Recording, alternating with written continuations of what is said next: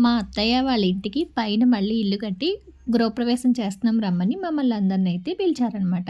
గృహప్రవేశానికి మార్నింగే వెళ్ళగానే మా స్వామి అయితే మొత్తం ఇల్లంతా నవధాన్యాలు చల్లి గృహప్రవేశం చేసే టైంలో వీళ్ళకంటే ముందుగానే ఒక పక్షి అయితే గృహప్రవేశం చేసేసిందండి.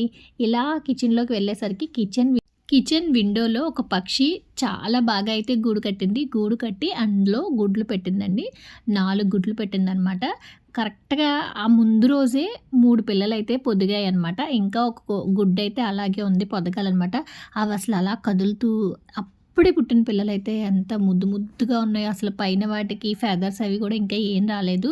ఇవి ఏం పిల్లలు అని అడిగితే ఒక పిచ్చుకలాగా ఉందండి చిన్న బోర్డయితే. దానికి సంబంధించిన పిల్లలనమాట.